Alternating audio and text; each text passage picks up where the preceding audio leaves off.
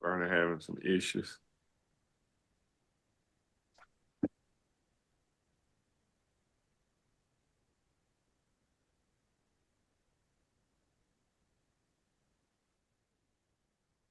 Good evening. I'm Jerry McIntosh, and this is Our Voices, the People's Media. Be sure to tune in to Our Voices tonight. I'm all. It's Sunday, April the 21st, 2024. We definitely want to introduce our host before we go to a commercial again.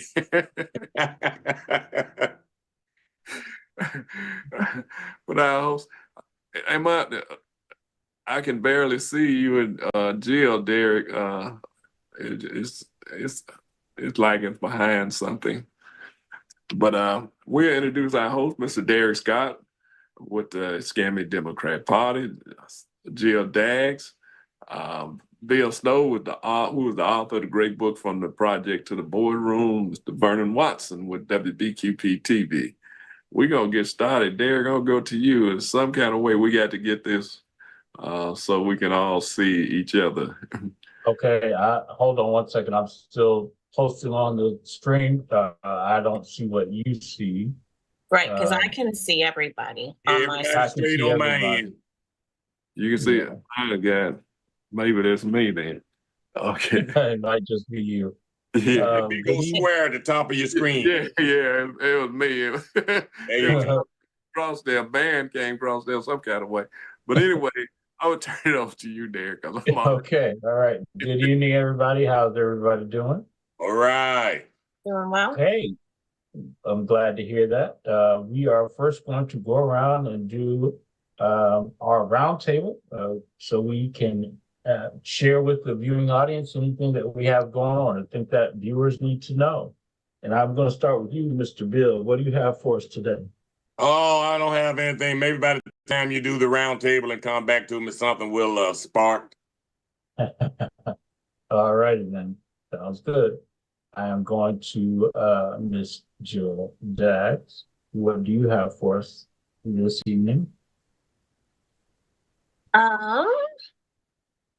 We're all prepared today. We're glad to be here. Welcome visitors and watchers and all of that.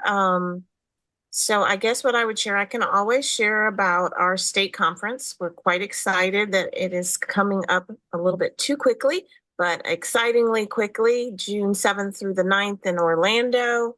We have Representative Justin J. Pearson as the keynote speaker. We also have candidate luncheon and a candidate extravaganza. So if you are a candidate running anywhere in the state of Florida, you don't want to miss this opportunity to come in to meet with a faith-based team, to meet with Black media.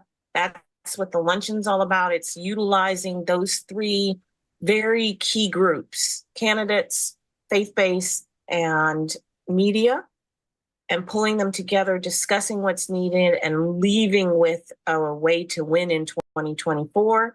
And then that afternoon, we have a candidate extravaganza. So every candidate that is attending will be able to get up on the stage, 5 minutes, put up your QR code, your information, tell us about yourself, tell us how we can support you. And remember, there are areas in the state of Florida, unfortunately, that do not have candidates to spend their money with.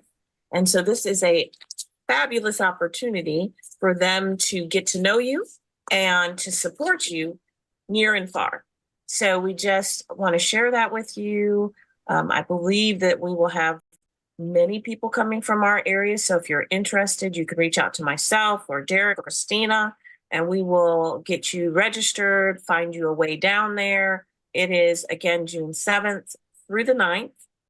And I absolutely believe that by the time we get all of the training, we eat some good food, and then we are fed what we need for 2024, that after Representative Justin J. Pearson walks us into the path to victory, that when we go back home, we will be ready to fight, we will be energized, and we will make sure that not only we register to vote, but we get our friends to register to vote, and then we take it to the next step which is to make sure that we completely and totally understand the importance of and what is on the ballot.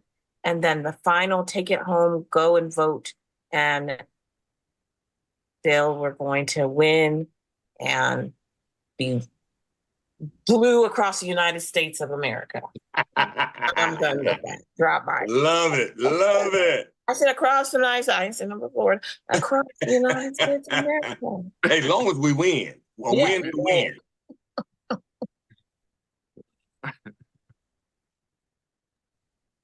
I'm good. You can go to the next one. I'll pick it up here. Derek, you on mute, Derek. Sorry, I thought I was talking. Go ahead, Mr. McIntosh. Okay. Just wanted everybody to know that we're Move for Change is having its June 27th annual Freedom is Not Free banquet. The theme of the banquet is democracy or dictatorship. We're going to have a special focus on Juneteenth and voting rights as well. We'll be at the Pensacola Improv Event Center, 375 North Pace Boulevard here in Pensacola, Florida, 32505. If you're in town visiting on 6/21/24, we will be having our 27th annual Freedom is Not Free banquet with our great keynote speaker, Kyla Janae Lacey. Many of you may already know her if you have seen her on the different television shows and radio shows and heard her. She's been featured and wrote about in BuzzFeed's Harper Bazaar, Slate Magazine. She's been on the Tamarind Hall show last week tonight with John Oliver, the New York Times, the Atlantic, and even Fox News. Her resume includes 100 college visits and speeches, and is a viral sensational on social media platform. So be sure to come out. That's June 21st. The doors open at 5 o'clock. We have a social hour. You can see the tickets are $50. You can give me a call at 850-206-3776, or you can call Rodney Jones at 850-293-2756, or Belinda Donaldson at 850-549-6144. You can also pick tickets up at Moving for Change office at 1603 North Davis Highway. That's 1603 North Davis Highway. For those of you who are local, that's on the corner of Marina and Davis Street. But if you're from out of town on that weekend, be sure to stop through and you'll have a great evening with us and enjoy what is happening. Also, we're going to address the Carol McIntosh education initiative for struggling schools in District 3. We'll address that night with Miss Celestine Lewis, who I asked her to speak on it, so there won't be no emotional stuff going on. So with me, of course, that's what I'm talking about. But yeah, we're gonna address that as well, and we are looking forward to doing a scholarship in her name as well. It seems like we're gonna get that. The support is there, and the finances also will be there as far as the mentoring and all of that. So hopefully, this will be a good program in the school system for many years to come. And that's it for me, Derek, for right now, anyway. Well, we certainly thank you for that update, Mr. McIntosh. I appreciate it. I want to take a moment to share, because we talk a lot about voting and this important thing that we have to do this August and then follow it up in November. I just wanted to take a moment to share and highlight some of the candidates that are currently on the slate for Congressional District 1 as well as Escambia County, and let you know where we still have gaps that we need to fill in terms of candidate recruitment. So I'm going to share this briefly with you. Oh, wrong page. And with that, I just wanted to share so you know who's running for office right now. For 2024, if I go in order of the ballot, you have the Gabe Vallimont, who is running for U.S. House of Representatives to unseat Matt Gaetz. And for Congressional District 1, you have Francine Mathis, who is running for State House District 1. And the newest person to add to this list of candidates is Hale Morissette. Many of you know who Haley is. She's a dream defender. She's an activist here in Northwest Florida. Great asset to have on a candidate ticket to unseat Alex Andrade. So we're looking forward to having her out. Certainly, we want to make sure that we re-elect our incumbents. So we have a property appraiser, Chris Jones. We have a new challenger for the supervisor of elections, which is Carrie Young. Of course, our incumbent and beloved commissioner for District 3 on the Board of County Commissioners, Mr. Luman May. We have Ron Helms, who is working to fill the vacant seat for County Commissioner District 4. We would like to re-elect Larry Williams for ECUA District 3, Carolyn Taylor for Soil and Water, and we have our city council race, Jennifer Breyer, who is the incumbent. We also have another Democrat who's looking to challenge the incumbent. His name is Phil Nickinson. We have Tinia Day Broughton for District 5 and Delarian Wiggins for District 7. Certainly we want to make sure we support these candidates. So if you have an opportunity to sign a petition for them, please do so. We want to make sure that these candidates can get on the ballot without having to spend their campaign money. So they have what they need to use to deliver an effective campaign. But you see that we're still seeking candidates. We're looking for a candidate for State Senate for District 1, which oversees Escambia, Santa Rosa, Okaloosa, and a portion of Walton County.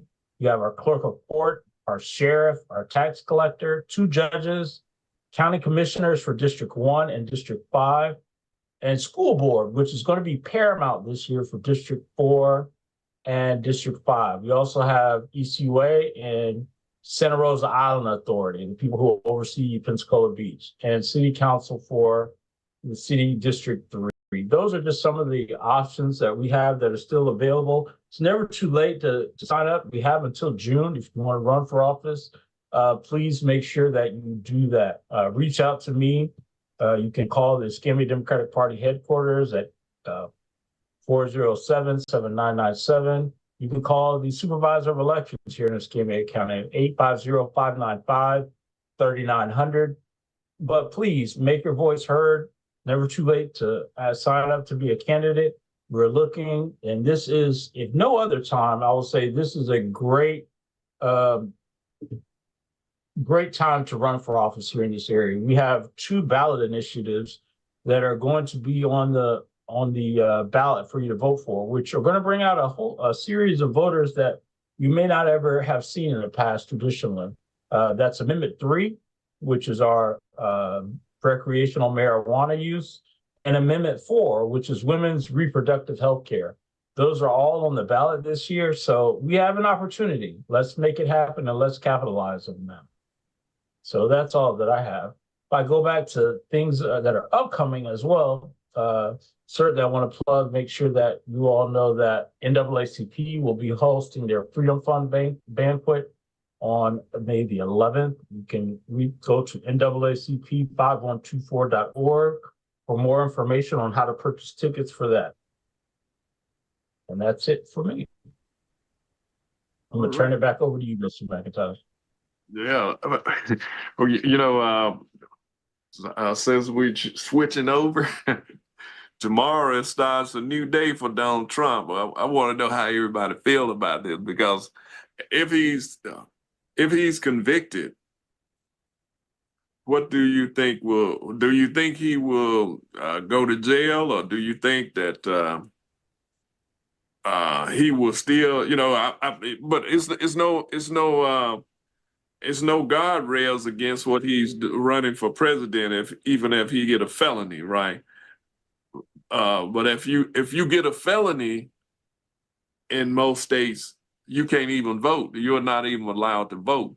So what do y'all think? Do you think he's going to jail? Do you think they'll put him under house arrest, or what do you think? Bill, what do you think?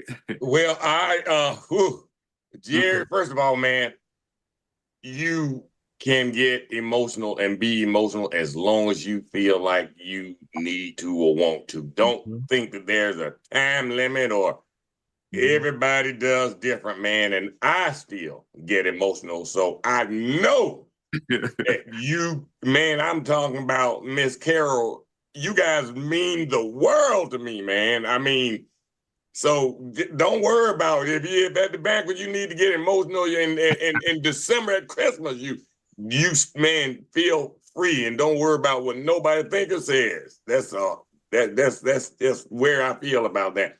But when it comes to 45, it's not a matter of if he's convicted, it's when. 34 counts against him on this hush money trial. But now, y'all know I'm just a realist, just like Vernon Watson is. Nothing sticks. I mean, he will be a felon presidential candidate. I stand by the fact that he will not win. He's got way too much on his plate. But of 34 charges, if neither charge of 34 charges stick, his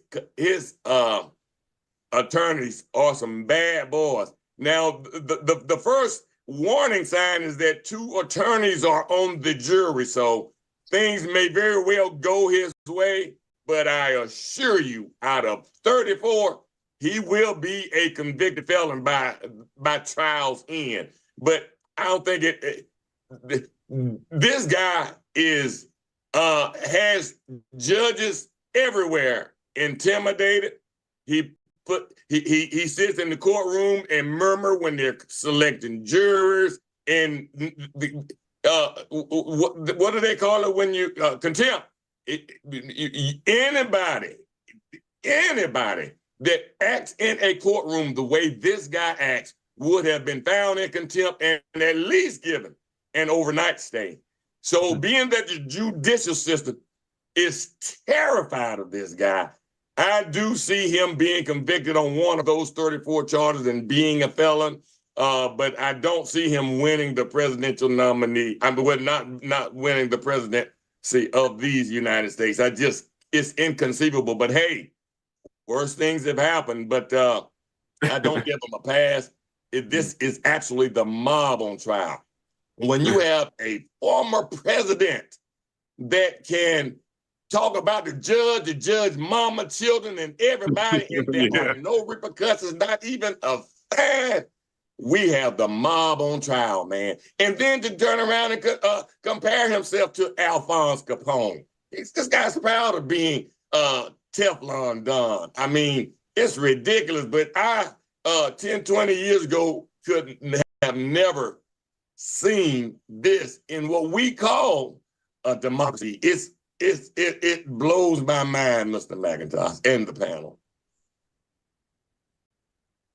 Jill, what you think? If you don't mind, I would absolutely love Vernon to tag team with Bill first. Yeah, because he's ready.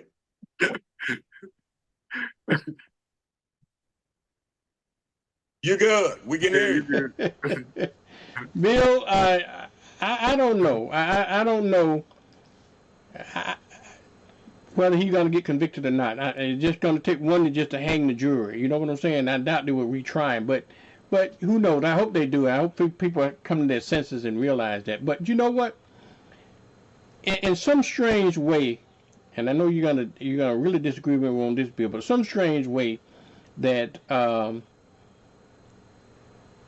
he ought to do what he's doing if they let him get away with it. You know, I can't believe. I don't disagree with that. I can't believe that in the manner in which he behaves, and nobody want to call his ass down.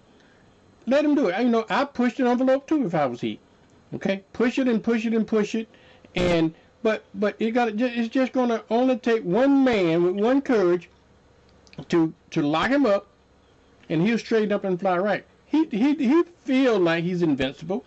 He feel like in this so-called country of ours, they and I don't see what's so precious about an ex-president. They don't want to touch him. They want to lay hands on him because it set a precedent. So damn what? If you're a criminal, let's set the precedent. Okay? If we call ourselves a democracy, and that is the problem. There is that we probably don't have a democracy anymore. Okay? And I feel like they ought to lock his ass up. Okay? Send him to Rikers for a few days or throughout the trial. But he keep pushing the envelope. He's as what's that comedian name? Dave Chappelle. He said about Rick James. He's a habitual line stepper. Okay, he steps over the line and they don't do anything. They don't do anything. And Trump knows it. He knows that they're not going to do anything, and so he pushes the envelope. And until somebody hold him accountable for something, I don't blame him. I run a ram shot over you too if you allow me to do all that. I don't disagree with you, not one iota. As far as it being a precedent, nobody want to set a precedent. The precedent has already been set with this guy getting 91 and 34 charges and all of this. The precedent has already been busted up. That myth, as far as him going to jail, I would agree with you, Brother Vernon. But I totally agree with you. If they allow him to continue to act and rant and do and use the media is just eating. I mean, they're there for him like they have always been. Yeah. You know, this guy is the judge now. This is what the judge said when Trump was convicted of that woman, the woman that Eugene Carroll. Eugene Carroll. That he ordered him to pay 80 some $million to her. And then he pushed it to 80. Yeah, but the judge said it was because of rape. So in other words, this dude been convicted of rape, and he's running for president of the United States. He's been convicted of rape and running around talking about how proud he is that he overturned the women reproductive rights in this country. But I'm gonna go to jail and see how jail thinking. That was a civil case now, that the rape thing. Yeah, but it was still rape. It's a conviction. Yeah. So I don't disagree to a certain point. I don't know that I don't know. Imagine that we were able to say that we could be neutral and be a juror, and that we wouldn't have been thrown out like the first two rounds of people because they were like, I cannot be. No, I think they might get a hung jury. I think there's going to be one person that's like, you're not coming after me. I cannot say yes or no, and I am not going to say it. I'm not doing it. And I also think they'll drag it out. I think it's not going, like, they're going to just drag it out as long as they possibly can. He's got to get past August, and then he's just got to keep moving. He's going to try to get, because all he needs to do is get to November without it. And I guess that's my concern. Two things, that he has, like you said, Bill, so many tentacles out there. I mean, if you think of the mob, if that's what he wants to liken himself to today, the last week it was Jesus. So whatever it is he thinks he is, whoever he's supposed to be. Because if he was Jesus, he wouldn't be in this situation. So for those of you who think he's Jesus, you might want to, I don't know, read the Bible again. But anyway, we won't go there. But the mob doesn't play. They got, you could just walk down the street, you be gone. So as a juror, there's a lot of pressure and stress. And I know they say they try to keep you anonymous, but that never works. It always leaks eventually, either during or after, always. And he's quite masterful in how he talks and what he says and what his cronies says, and then the news just wraps it all up. I would not want to be in their place as much as I wanted to. I would, you know, I can't say what I would do because I'm not there. But as much as I would want to, I wouldn't want to be. I would, because I would fear for my children, my kids, my you know.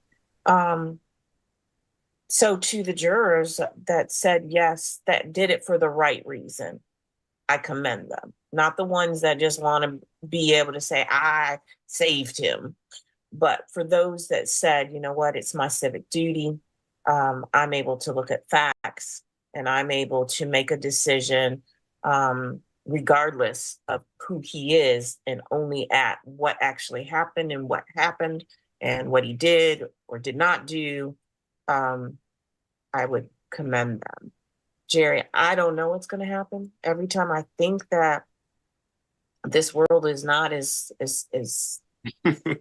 horrific, upside down, crazy as it is, it locally comes and slaps me in my face. So if so it is what it is. I think that we have to continue to do the work that we're doing. We should not be sitting back waiting for this jury or judge or this lawsuit to save us. That's not going to be what saves us. It's going to be a whole heck of a lot of praying and a whole heck of a lot of working and educating and getting people registered to vote and helping them understand issues, and that there's no perfect person. So none of them are perfect. We just have to do what's right for yourself first, your community, your state, and then your country.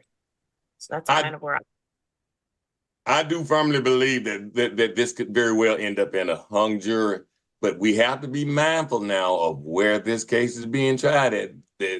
As quiet as it's kept, New York is not very fond of this guy now. Yeah, that's true. But like Jill say, you know, that fear factor. When and it's, you know, and you can understand why people have that when the Senate, I mean, here's a man that has no power now in office, but he can direct the Speaker of the House to stop legislation. He has no power as a political person. But he can stop legislation from moving through the Senate, you know, because of the fear factor that he has introduced into the American psyche, and people are falling for it. But you know, if I was on the jury, I definitely would convict him. Absolutely. And I know that's why I'm not on there, but absolutely, because you know, I would be looking out for a future generation myself, because this dude said from day one he wanted to be a dictator. And it shows me just how weak these people are that's supposed to be legislators in this country. Crooked. Yeah, especially the so-called powerful men in the country. White guys who have, you know, they will send a bomb from here and blow somebody up overseas. But right here at home, they don't have no control. And as Vernon said, we don't have no guardrails to protect us from people like that, because unless we can convince enough people to vote for the opposition or Joe Biden, in which we have a binary choice. You know, you can you can vote for Trump if you want to be under a dictatorship. If you don't want to live by the Constitution, you know, all of the things that have brought America across for over 200 and some years is now being kicked to the curb by one person. And you know, that's you know, because he's running around saying, I alone can save you. I stand between you and tyranny. you know, I stand between you and riots in the streets, and you know, but then at the same time, he's the first one calling for bloodbath. At the same time, he's the same person when he was running, telling people that, you know, you knock this person out, or don't be gentle putting people in the cars when you're arrested by the police, you know, bump their head or something. But you know, but he's talking about he stands between for law and order in the country, which he do not, because he has a violent confront, when he confront people, he confront them with violence. And so he really don't need to be nowhere near the White House or any other house as far as I'm concerned. The jailhouse. Yeah, that's the only place he should be, where he cannot hurt anybody, because that he already said if he's elected, what he gonna do? He said he coming out to everybody that had anything negative to say about him. He coming after the media, and he already got. They say he got. You know, they want to put 100,000 people on the streets to harass people who are at the voting booths. That's what the National Party said it's going to do. Put 100,000 people on the street. I don't know how they're going to do it, because they supposed to be almost broke right about now. They paying Trump legal bills, so they can't have that much money on hand. But anyway, I digress.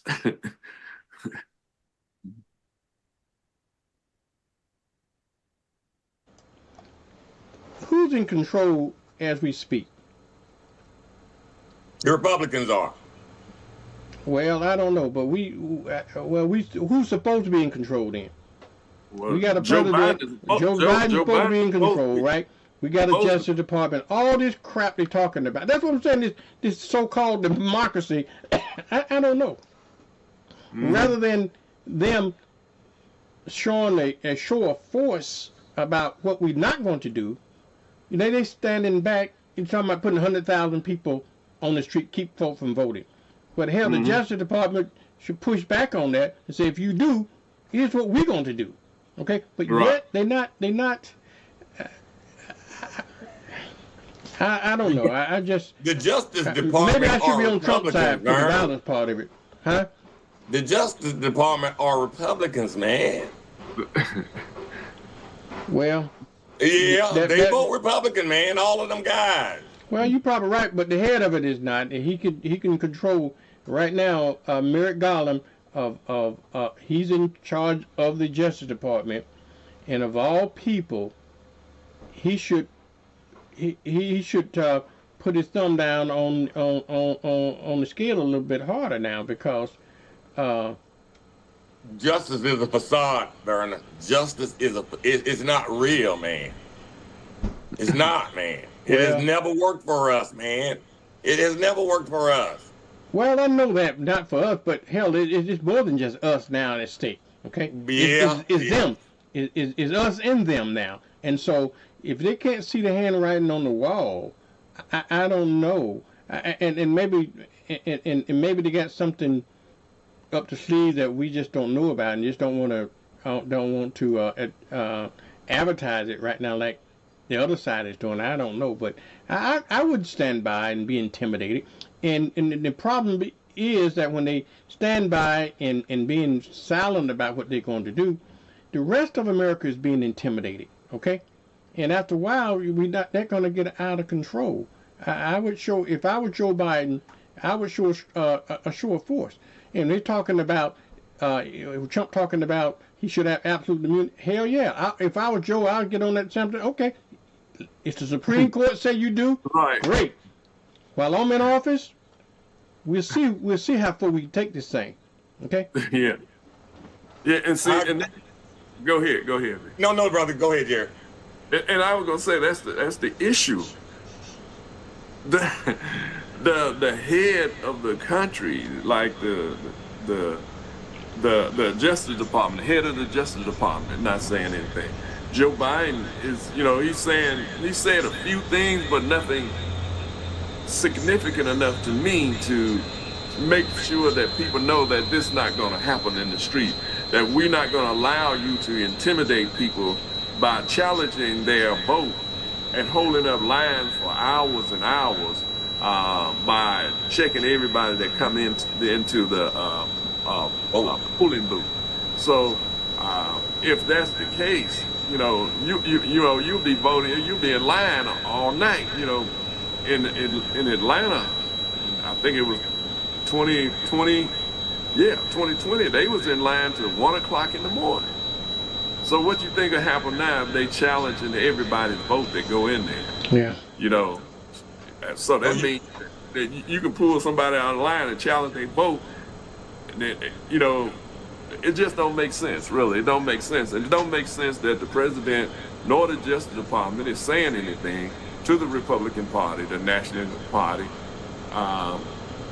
to stop this, because it's just one side doing it. And so if you know, if you're afraid to challenge these people on their own words, that, you know, what you're talking about doing is violating the civil rights of every other American in the country, Right.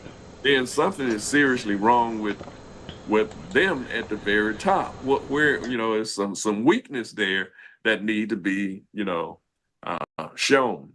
That, you know, this is what you need to do to help offset some of this stuff that's going on, and with Trump and his people. And the Proud Boys showed up at their rally the other night, but it got rained out. But they showed up, you know, with T-shirts that's saying, you know, free the hostages. Yeah, January 6th hostages. Hostages. Yeah. So, but Jerry, you touched on my point that I wanted to say as far as Vernon was speaking, and I think you made it clear, and that's pretty much where I was going. Vernon said that before it gets out of control, and I was just simply going to say it's already out of control. Yeah, it is. It's out of control. It's already there. I think one of the things we got to do is check that Project 25 that Trump got it. We definitely got to do a show just on that, because this is a dangerous piece of agenda that they have out there for the country. And if we're not paying the close enough attention, he mess around and win.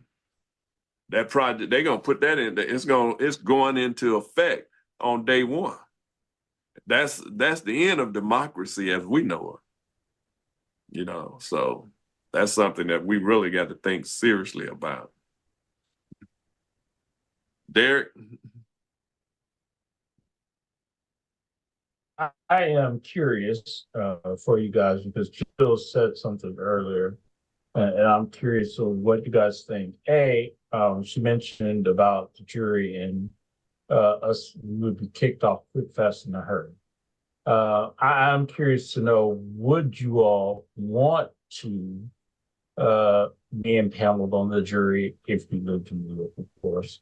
And to Jill's point, do you think that you would be make it through voir dire process to even serve them? I definitely would serve on that jury. My Facebook alone wouldn't allow me to. they went over those prospective juries' Facebook. They went over mine alone. I sat on a jury and I heard a white guy say of a white defendant, he's guilty of something. So yeah, I would love to serve on it, but yeah. Yeah, I'm like Bill. I love serving on it, but this show alone would kick me off. Yeah. Well, that's what I'm saying. I sure definitely would kick us out of that pool of jurors. I tried to get on a jury once before when this guy raped a little girl out there.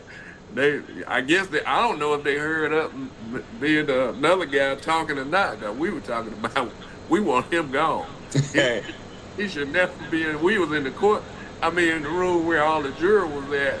They came straight to us and told us, y'all can go. Great strategy to get off of it, but yes, I bet they have them rooms bugged on purpose. They wait for y'all. They were like, go get them. Yeah, go get them. They threw up. Me and my buddy, they threw us right out of there. We like, okay, we got to hang him. Yeah. Yeah, I honestly would like to serve on, and I think, well, I- remove this show aside. I think that I could potentially make it through.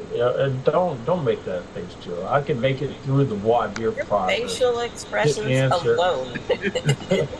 You kick out. He can't hide them. Jury number 7. What is wrong now? Yeah, he can't hide them. No, I didn't say during the trial. I said through voir dire. I can answer the questions correctly to get me on the jury. Because it's not. I think, it's crazy. They look to try to find a fair and impartial jury, which I think that should be the metric. They don't ask you whether you have an opinion on the subject. Like the question is, I mean, you would have to live under a rock not to know what's going on or to not have an opinion one way or the next on the subject. The question is, could you listen to the evidence and be fair and impartial? Right. And that is the metric of what we should be able to do. And I certainly think that I could be fair and impartial, but I already know what the outcome is. You're guilty. So I could be fair and hear you out, but you're still guilty. That doesn't make you that doesn't make you innocent. I didn't say that. I can be fair and I can hear you out. Right. Yeah, but at the end of the day, you're still guilty. You going to jail. Derek, you might be right in a sense. Remember, you might have been too young to experience this, but through the OJ trial, okay. Now, when OJ, I guess we were all jurors in our own right, but back in 1995, we aired the OJ's trial gavel to gavel every day, so I had an opportunity to be just like a juror. But my mind was already set. I thought the boy was guilty.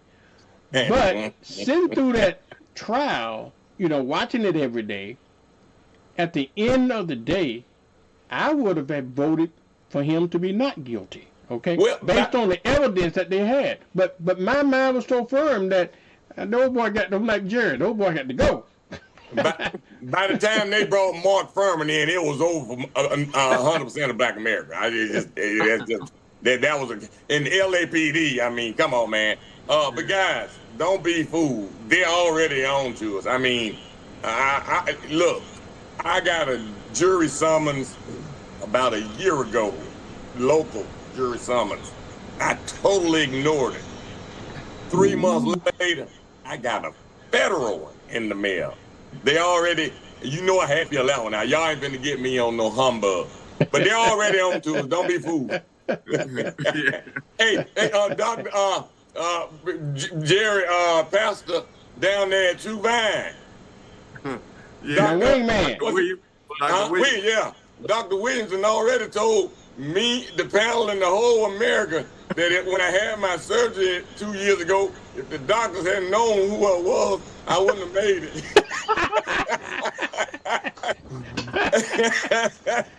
They're on to us, man. I'll tell you, they wouldn't have either one of us. No, not on that jury. No, not on that one. But I'm like Derek, I could get through it. I could get through. I could get through voir dire. I absolutely could get through voir dire.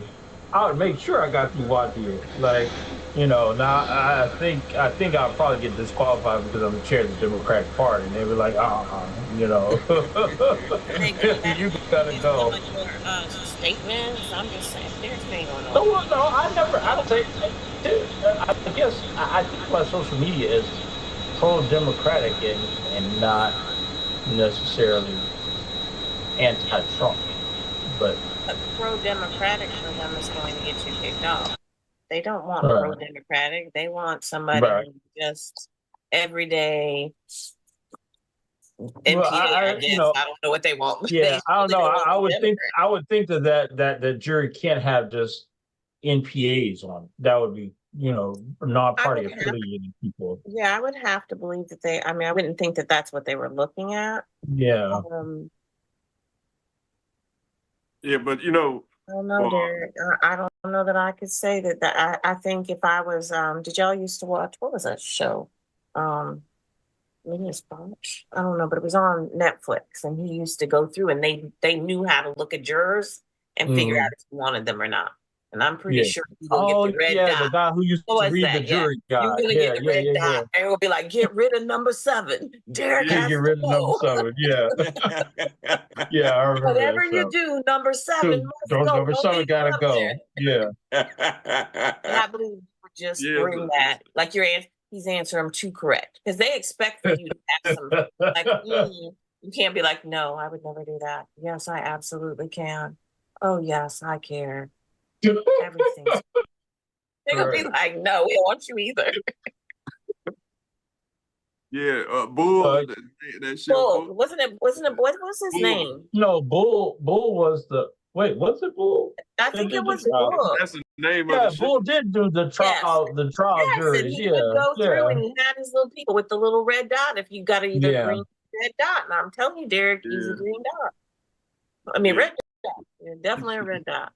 Yeah, I'm a red dot. Vernon might have Okay. been a green dot until they found out, because you kind of sit and look like, oh, he's sensible. He can do this. And then they probably look at one of these shows and be like, oh, no, You're like, no, he gotta go.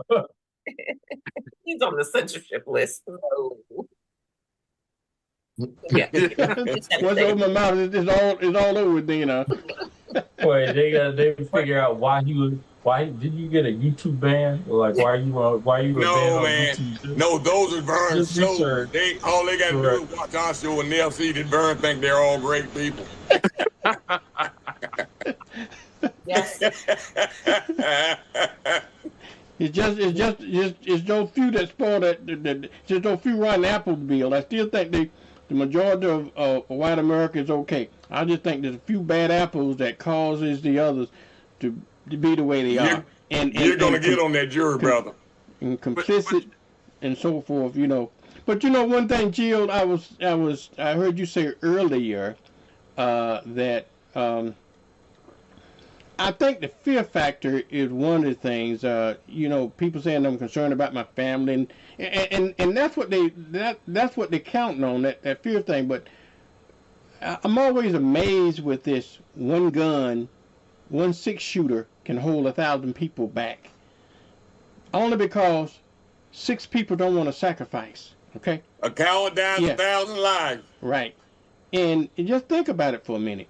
He can reload as many times to get all those 1,000 people, but if 6 people, if all folks acted, he can only get 6 people at the most. But nobody wants to be the one to sacrifice for it. You're gonna die. It's just like I tell my daughters all the time. I say, if you ever get hostage, somebody try to take a hostage in a public place, don't go. Let them kill you right there. Chances are you stand better chance right there than once you get in that car and leave, you stand no chance. Okay. Right. And so it's the same thing with America, when nobody wants they're so afraid that they're hopefully they want to hang on to life or hang on to what they got. Nobody want to say anything, or nobody afraid to do the right thing, because suppose that if I vote against, if I was on the trial, if I voted against Trump, what if he become president? He gonna come after me, right? He gonna come after you any damn way. I hate to tell you, but most folks don't see it that way, and so. Well, I see 2 things different from what you just said. First thing, you talk about a 6-shooter. Now, all the shootings I've seen here recently didn't involve a 6-shooter. Those people got. But I hear you, Derek, Derek, so I hear what you're saying. They can only kill 6 people, but I ain't seen nobody. Even if they had an Uzi, even if they had an Uzi that can shoot 50 shots, okay, out of 1,000 people, they can only get 50 people. But they can reload and you can get everybody if somebody don't do anything. That's my whole point. Yeah, I get you. Yeah, my whole point is that one gun can keep 1,000 people away. That sometimes you put the whole group in danger. You Yeah, know? I guess my second thought is though I can be brave and risk it for myself, but that doesn't mean I should feel that I have the ability to put everybody else around me, like my family, like because I make the decision to do so, and sacrifice myself. I shouldn't then say, okay, well I'm sacrificing me, my mama, my cousin, my children, whatever the case may be, who are all around me because of the decision Your that I took. friends, they always come after your friends first, and I'm not really trying to take no bullets, Vernon. Yeah, but you know, but the lack of action is the same thing though. You can take action, but the lack of action has the same effect. If you don't do anything, No, you I still put got, people I in got. danger. I'm Mhm. willing to You know, we, sacrifice. Me I'm too. willing to sacrifice for the good of the whole. I promise you, I am. and Bill, I believe you. I do. I believe you. For you, I do. I really believe that. I already know. You said you're packing guns. I get it. You going down, shooting, firing. But I love people, especially mine. Now, I think, how do I say this? So, Vernon, yes, I absolutely raised my kids and said, if somebody is snatching you, you do everything you can. I don't care what they do to you. I just would rather have you here than gone with a whole bunch of stuff going. Because once, like you said, once you get in the car, it's over. It's just, it really is. I often think when they're like the person was in the grocery store and not when the person snatches you in, but they have a gun and you get in a car thinking they're not going to kill you. They had a gun in the first place. Like, why didn't you just stay? Like, shoot me in front of all these Right, people so that you can at least try to save me and know who shot me. right. Amen. That I understand. Putting your whole everything on the line, it's easy to say you would do it, and maybe you would. Like, Bill, I absolutely believe you would. But to the everyday person, to say for that fool that I'm going to be the martyr to save everybody, even though my one little vote is not stopping him from being who he is, doing what he's doing. And it's surely if he's, let's just say, the mafia, you don't stop them. You can't be that person because they're coming after you anyway. So I don't know, Vernon. I just think that those that did it for the right reason, that they're sacrificing and we appreciate it. Well, but you know, Because can you imagine how long that trial is going to go on, that they can't see their family? You got Mother's Day coming up. You got Father's Day coming up. You got birthdays, babies. They're not sequestered. I don't think they're sequestered. No, they're not. No. They're not sequestered. But you know, Jill, going back to what you were saying, That's unfortunate. if you look at, I'm saying that's unfortunate because I don't know how you keep everybody else out of your head. How you are going to be able to do your job in this case? Because you know you already have thoughts and feelings, but your entire family is feeling some kind of way, and your friends are feeling some kind of way, and the news is feeling some kind of way. I don't know how you do it. I agree. I believe we'll get a verdict a lot quicker as well. Just suppose that we didn't take any action against the mob in this country, okay? When the mob was controlling this, these cities in this country, if they didn't try to take them down, where would we be at today if they didn't do that? Somebody didn't do something, you know. They took them down any way they can. Just like Trump idol, Alfonso, whatever his face is. Capone, right? You know, he had everybody intimidated, okay? But somebody decided to take him down. And when his jury, you know what they did for his trial, right?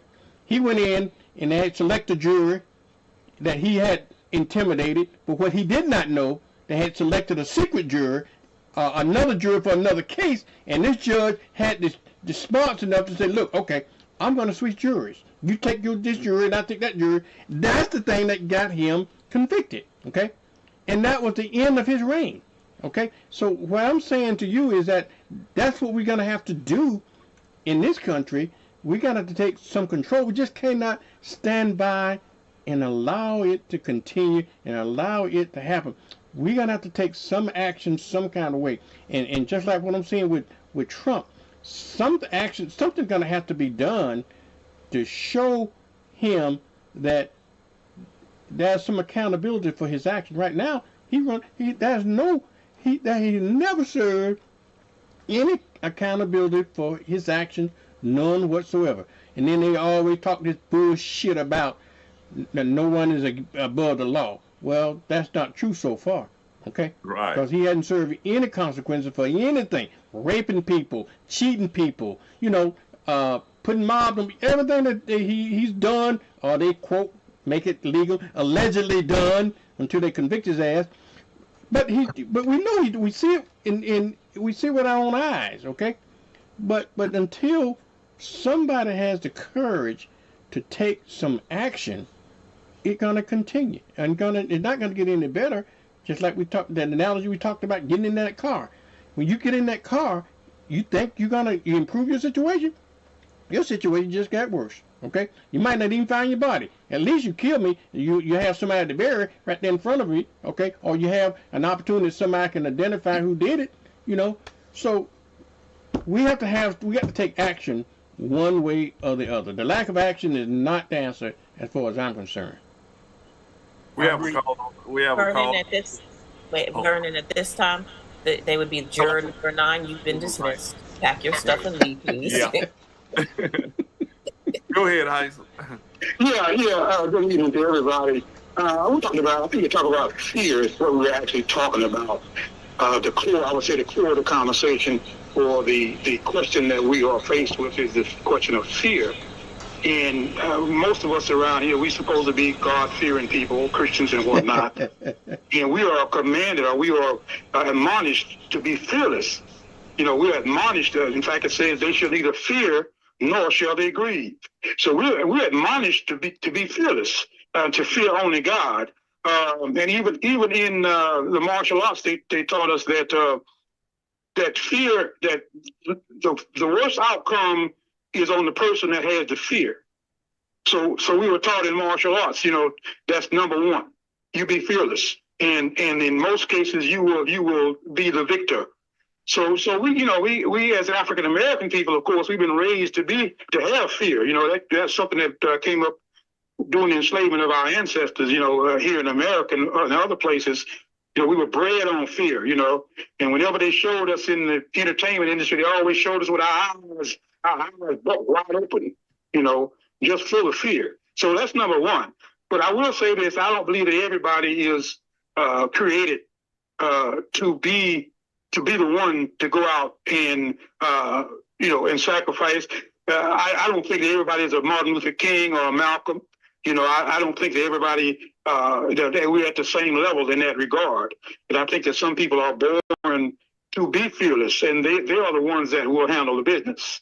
We got to get we got to get out of this whole fear thing, that thinking that we have to always be afraid, and we need to do what we say we are. We say we love God and we fear God. Let's do that. And let's forget about this fear of man. And in terms of Trump, I mean, he's not the only person like him. And I have to remind people about that in conversation. There's lots of folks out there just like him. They may not be on that scale that he's on, but he wouldn't even have a following if there weren't other people like him. So we're not really fighting against a personality. We're fighting against a culture. We're fighting against a mindset. And he's not might be the big one, but you'll always have cons and pimps and hustlers and tricksters and people trying to trick people and steal from people. That's as American as apple pie. So we have to battle against principles. We have to battle against values. We have to battle against people, or the whole nature, or the human nature that says it's okay to trick people and fool people. So we got a bigger job than what we think. Okay, Heisen. Thank you. Okay, thank you. Thank you for your time. All right. Well said, Heisen. Well said. Can I let me ask you a question? I something happened today that then I had to check myself in a way. I went to the flea market this morning, right? And at the flea market, this guy had this tablet that I was interested in. I was going to buy it from him. And he had this briefcase open. And he had a Trump sticker on that briefcase. As bad as I wanted that tablet, I walked away from it, and I didn't buy it only because he had that Trump. Am I wrong? Absolutely not. Then I thought about it. I said, well, should I not do? I'm wondering. Then I said, well, maybe people won't use my station because I support Biden, and they probably do. But then I'm wondering, that's why we're at in this country now, that when we see it was so partisan that when we won't even want to speak to one another. We call them a Trumper, and so forth. And can we agree to disagree anymore? I don't know. Let's talk about that for a minute. Vernon, we can't. We're not partisan to that degree. I admire Ronald Reagan, man. It's not Republicans that I detest, and it's the MAGA movement that's sweeping this country. You were absolutely justified when someone shows you who they are, man. This guy here, I forecasted over 2 years ago, there's going to come a day in this country where it's going to be hard to find someone to openly say, I was a Trumper. I still believe that, and I stand by. There is something different. 1 Bush and 2 Bush were Republicans, but some of the things they did, I agree with and stood by them. So it's not a Democrat versus Republican. This two-party system, it has worked. It's proven. But what is happening now is on a completely different scale, man. And anybody that can stand flat-footed and run around with that kind of stuff on their briefcases and bumper stickers, man, there's something wrong with that. I don't think you're in the wrong. I think it's not about necessarily, to your point, to Bill's point, I don't think it's Democrat versus Republican. And I think for me, it's the ideology that comes with supporting a person like Trump. So, and how it impacts me as a person of color, right? So we know that is the Trump ideology demeans, denigrates, and demoralizes Black people and demoralizes people of color. It places a less worth on women. It demeans, degrades, and demoralizes them as well. It only stands for those who work and function in a patriarchal or white male-dominated society, right? So Trump in MAGA is the very antithesis of who I am as an individual. And to me, the person that supports Trump in that ideology says that you wish me ill, even though you may not necessarily say that, you support those who do. So even for me, I have had friends that I've known since high school. Some of them I would have considered my best friends. I have to part ways with you because you have Trump. That means you don't wish the best for me. And as a friend, I would wish the best for all of my friends. I want to see all of my friends win and all of my friends succeed. You wish the very opposite of that for me. And so that, even if you don't think that you do, by essence of you supporting that, you then denigrate and demoralize and dehumanize me and my self-worth. So we no longer have anything in common. I can't call you a friend. And you can't say it's partisan, because again, it doesn't bother me that you're Republican. It bothers me that you support this. Right. And so we'll see. That's where I have to go. We'll see. I sometimes struggle with that in a sense. I can remember, well, I still do. I've known racist people, okay? Mm-hmm. And that I liked, okay? I had a friend of mine, good friend of mine, racist as hell, okay? Mm-hmm. But it was something about him, it was on an individual basis that I liked. I didn't like his idea of his racism. He didn't treat me that way, but I knew he was racist because he treated every other black folks that way. You know what I'm saying? And so, but on an individual level, I still enjoyed his friendship, okay? As long as it didn't get to the race thing, okay? and then that's when we didn't always agree. But I don't know. I'm somewhat conflicted in that. And I know good people that are what we call Trumpsters today that support Trump, okay, but they supporting him on a much greater basis than maybe Trump. You know, for the folks that give, for an example, the folks that get money, okay, rich folks and folks that get money, they made money under the Trump administration. My 401k did real good under the Trump administration, okay, and so. That was the Obama administration carryover. Carryover, okay. Yeah, So, that was a carryover, right? exactly, but for those folks that support some of his policy, but may not support everything he does, you can't put them all. You can't put them all in the same bucket. I don't think, because I know but I think you can, because like I think that would be a well-intentioned argument if you were talking about Ronald Reagan, the first Bush, anybody else who has like foreign policy or domestic policy points of view or experience.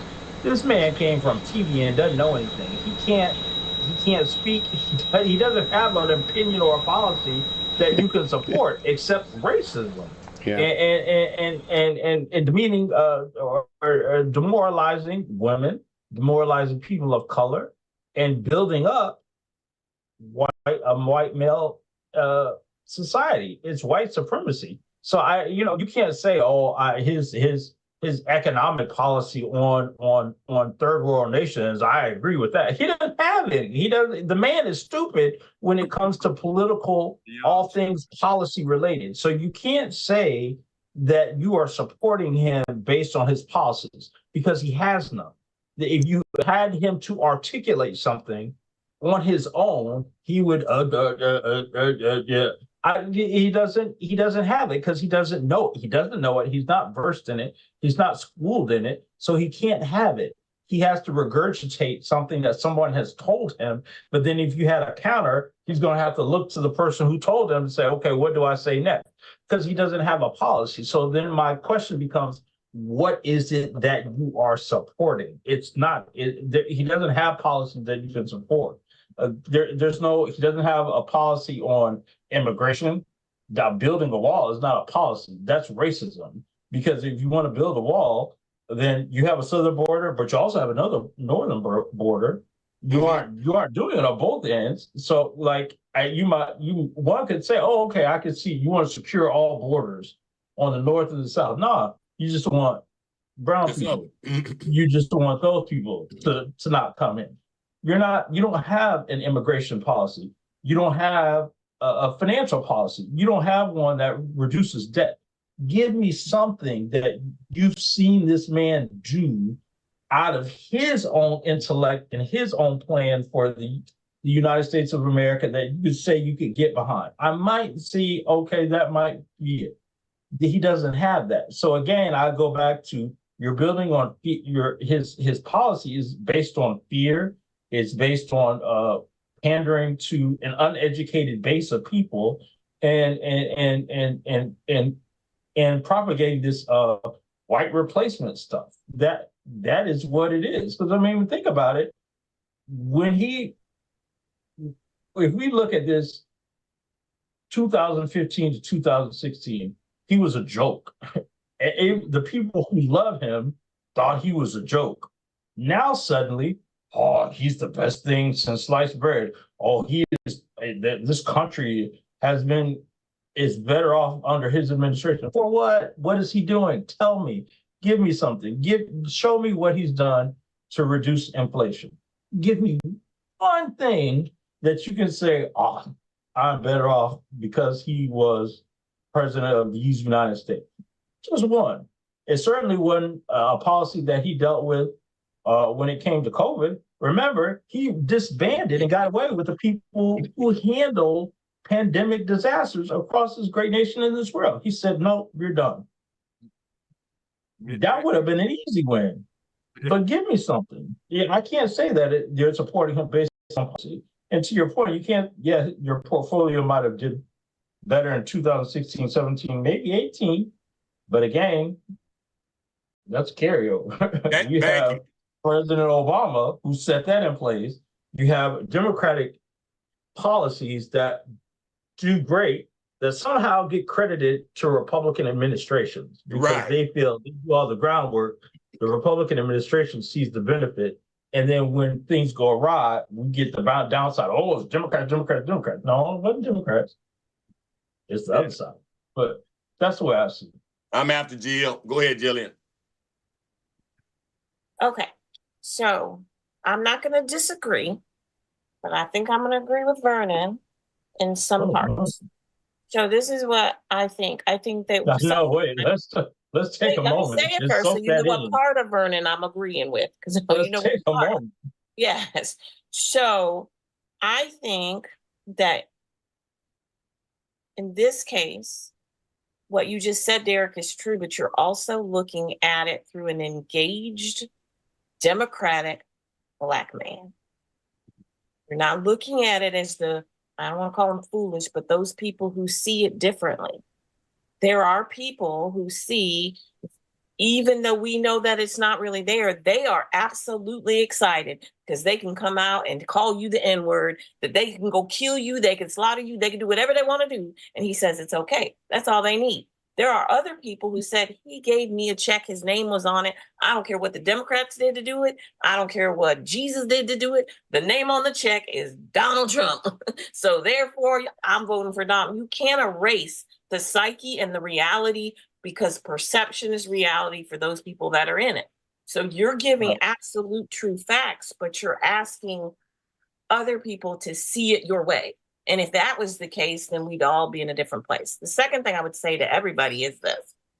If what Derek just said is true and not what Vernon said, then I don't really know you guys this well, but if Publix, Walmart, McDonald's, what's that place y'all go to in Pensacola, the hospital, all had Trump signs, y'all gonna stay your behinds home?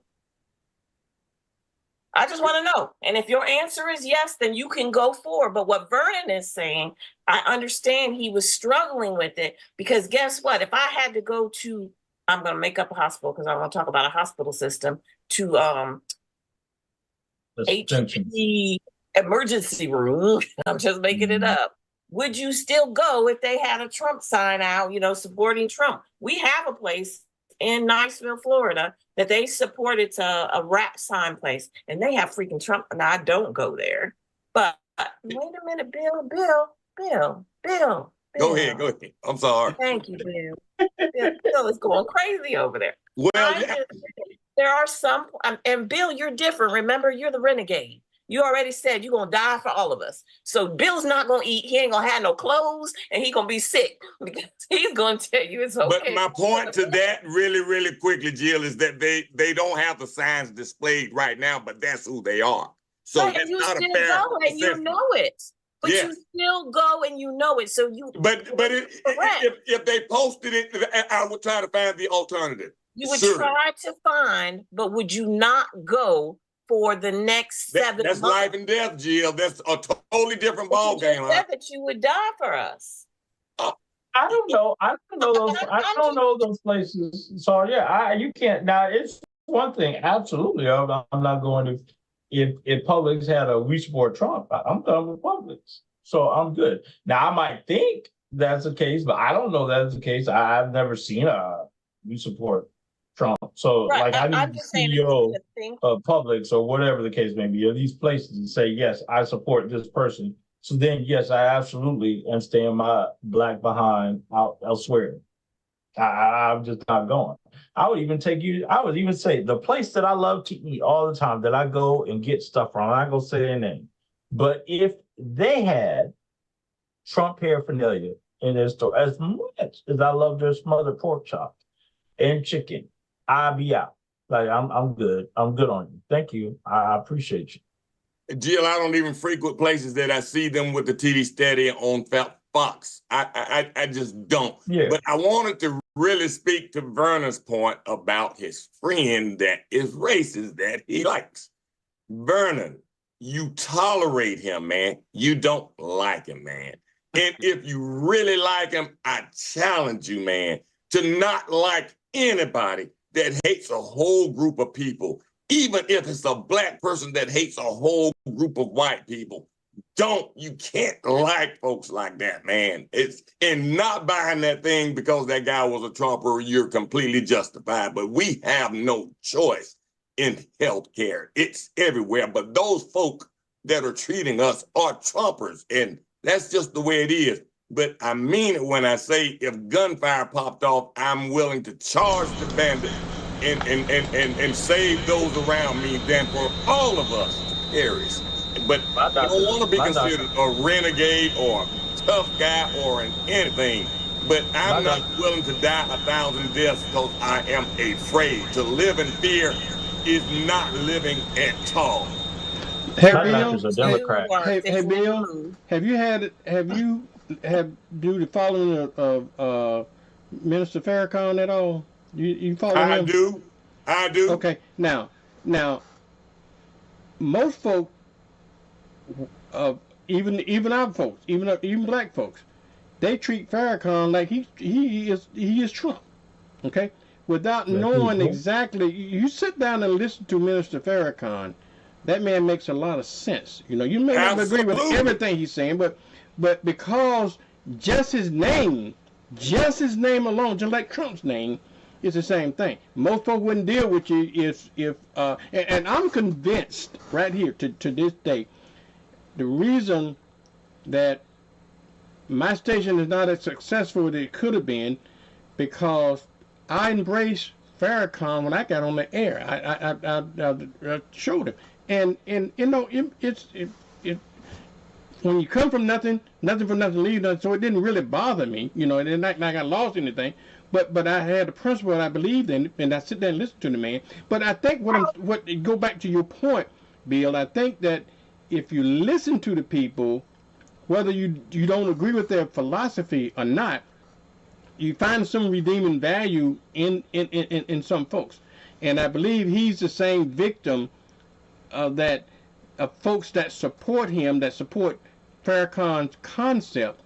If I told you I was a Farrakhaner, if I support the thing that Mr. Farrakhan does, but the people that don't understand him, well, they would judge me about that, okay? And that's the same thing I'm saying about some folks that support Trump. It's not all bad folks that support him, but they, for whatever their reasons are, they found something in there that they liked about it, and so they're gonna support him. But that don't make them all bad, just like Trump. I think Trump is rotten to the core, but I don't believe a lot of folks that supports him is rotten to the core. I think they might be one of those kinds of folks that Trump speaks for them. They might think a lot of stuff, but they would never say it. But Trump says it, and all right for them.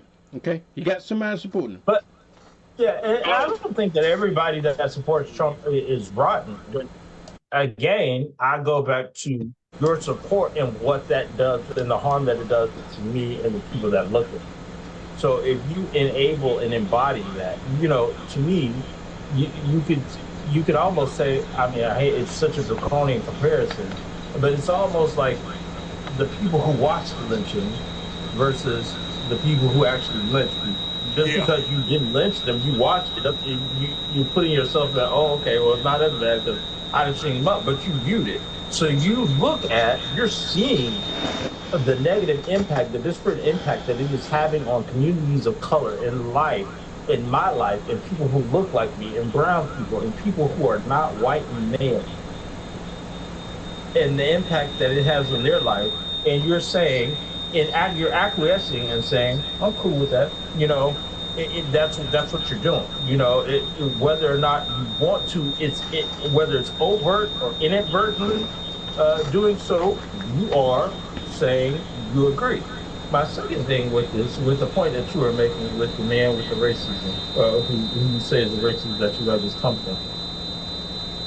I'm interested. Have you ever asked him, does he like you? Like, because, you know, like, I'm just curious. I have. But you know, it's just like it's just like Derek. I did. We got into it with it, but it's just like most everybody. There's always an exception to the rule, in particular races. They always say, "Well, I got one black friend," or something like that. And there's always somebody they would like or I don't know whether they lack of respect or tolerate, whatever, however you want to deal with it, however you want to say it. He tolerates me. I tolerate him. I like him. He say he like me, so forth. But just people in his concept in general is just screwed up. And but see, that's my point, though. It is instead of doing away with the negative connotations, the biases, the ill will, the ill thought, or the misconceptions that person has with black people, he is willing, instead of letting go and say, oh, I could be wrong about black people because black people aren't a monolith, instead of doing that and saying, reimagining his concepts and his views, he is willing to carve out a special category to put you in to say, oh, you're an acceptable black, I can deal with you, but the rest of it, I'm going to hold true to what I think about black people. I'm just going to make an exception to you. Instead of just challenging the norms that he thinks about, or he or she thinks about black people. And I think that's across the board, because you see that all the time. You see racists, oh, but to your point, I have a black friend. Yeah, okay, great. But Derek, but you still think negatively about the rest of them. Let me interrupt you for a minute. Derek. Let me tell you this. That's what we experience every day, okay? I don't know how many white friends that you have, okay?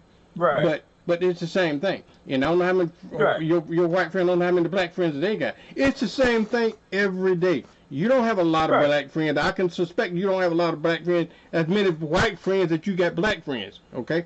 You got a few white, just like I got a few white friends, okay?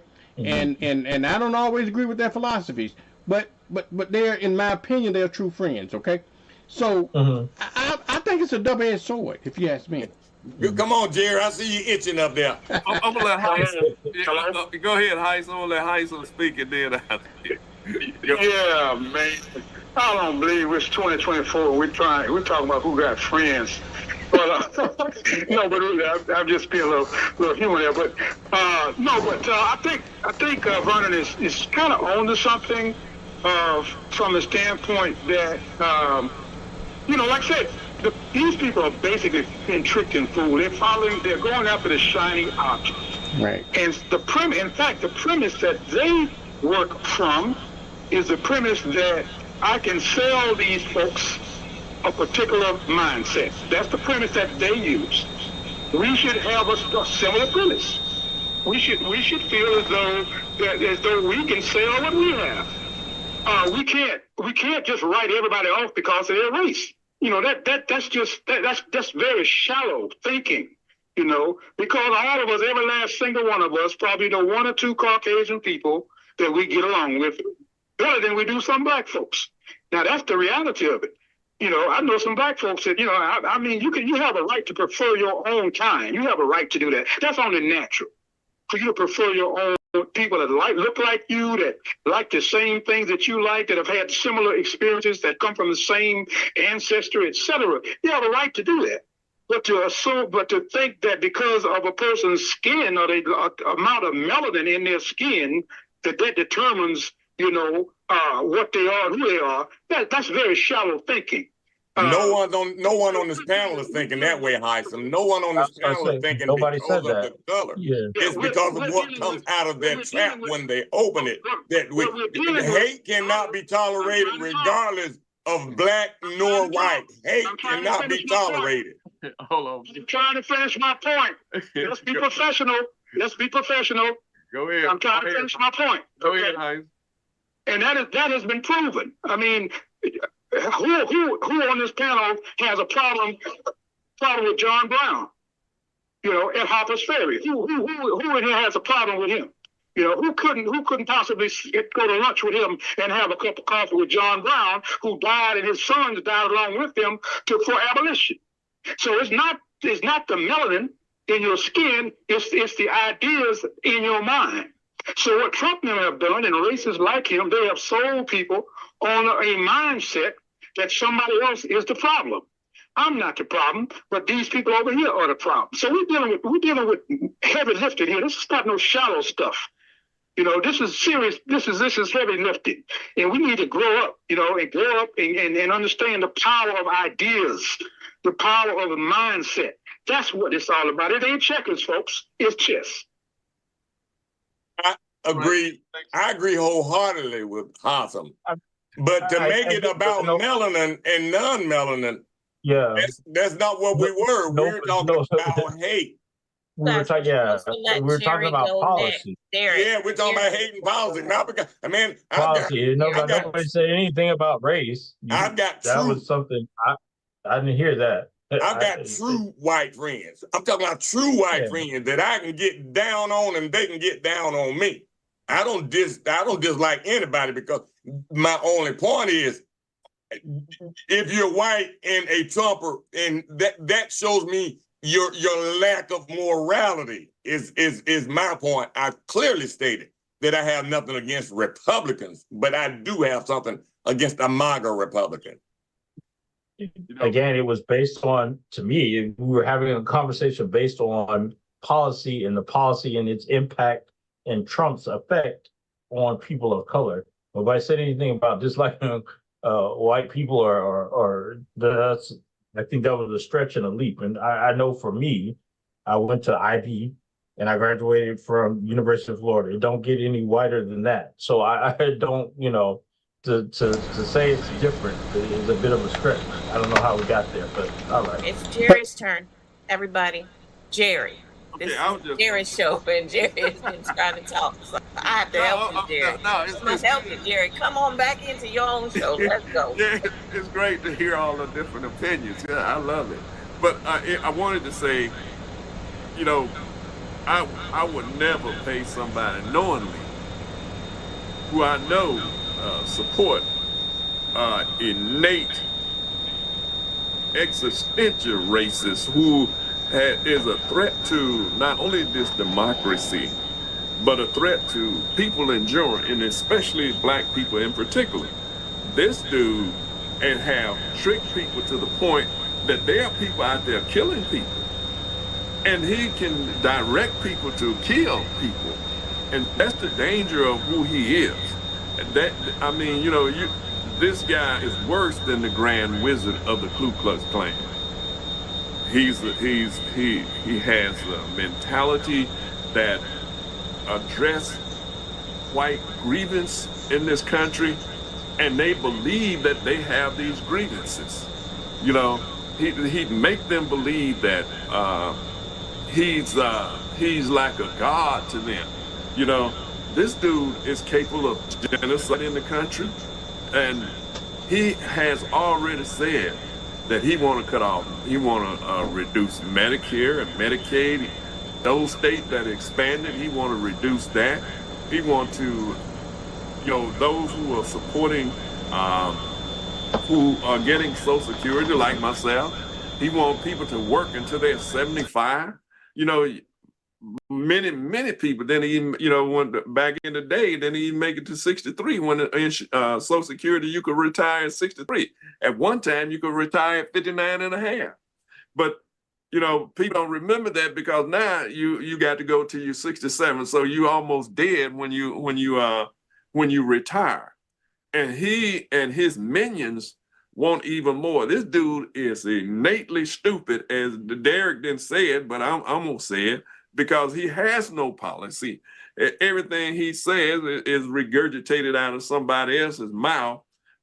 Everything he do is against the will of the American people, the majority of the American people. But you got almost even amount of people that support this clown, who, when you can't even vote in the country for something as small as a marijuana joint that you can get a felony for in this country, but he can rape somebody and run for president.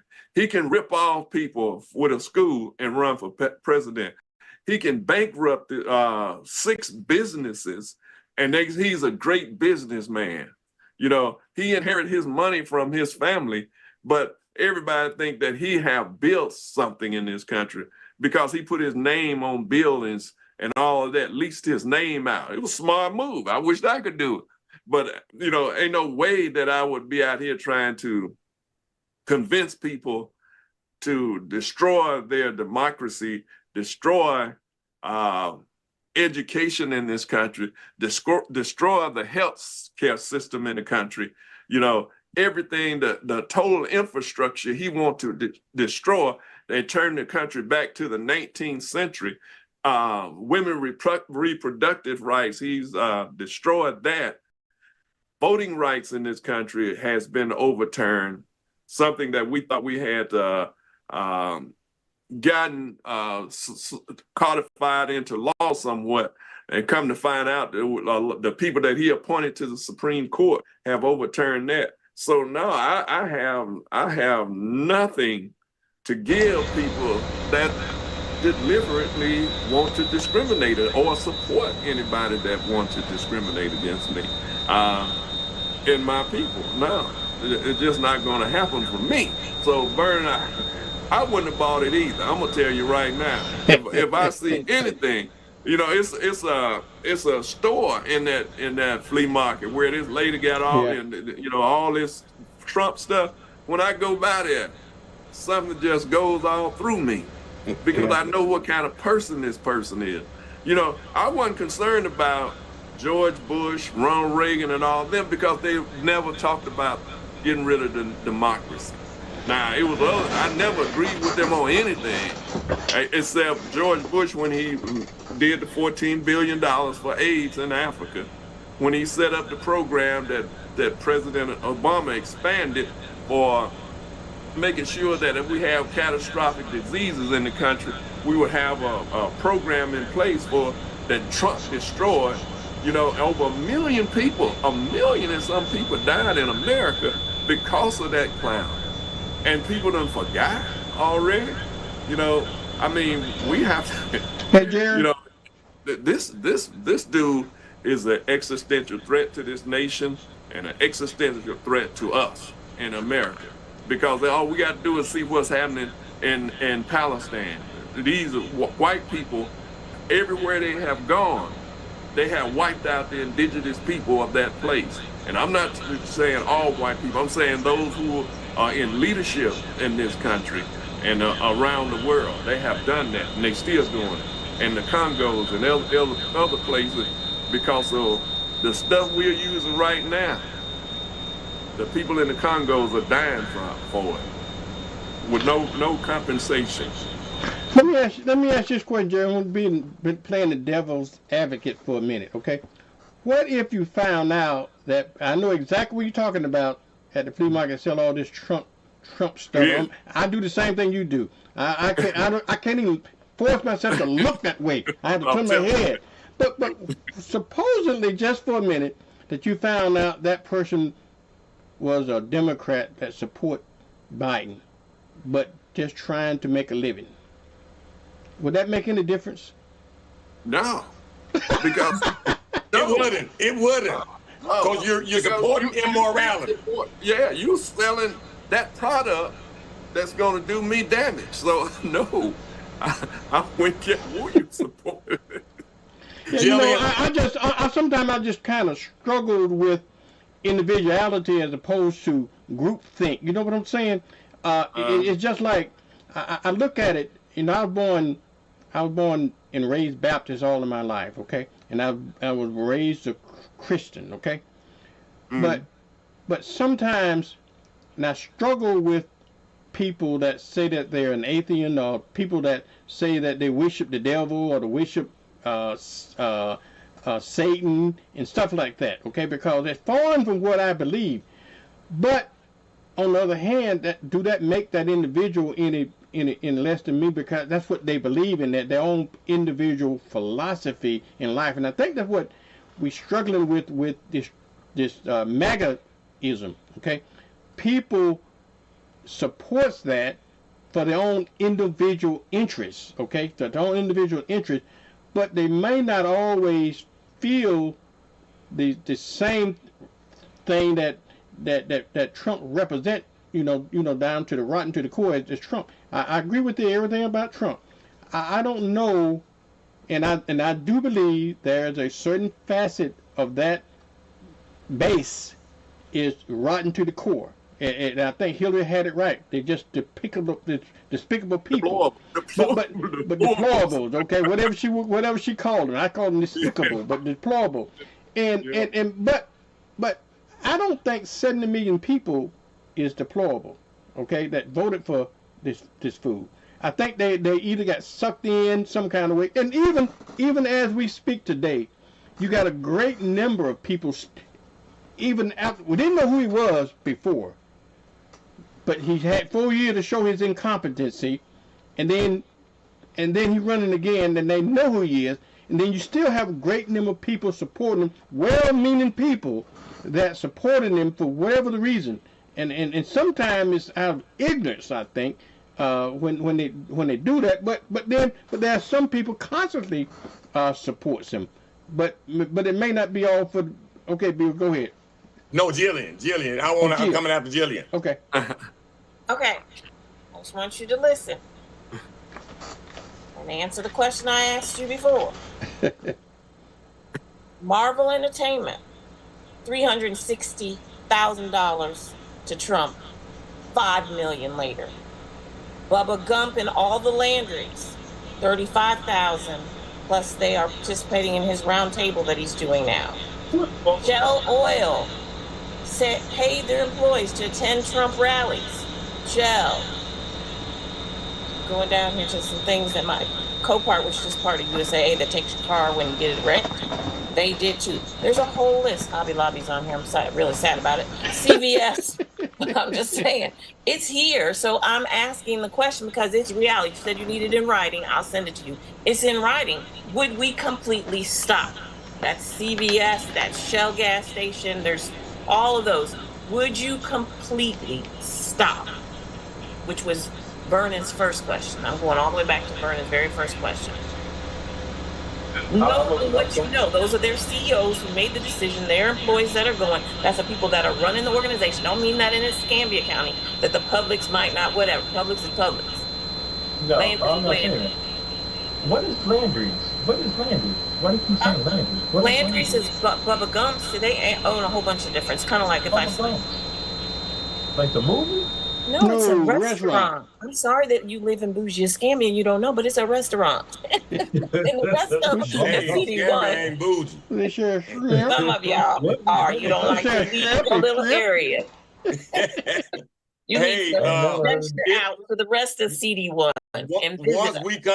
Once we come into the realization of who those companies are, if I come into it, I do my best to not give them a damn of my hard-earned money, I assure you.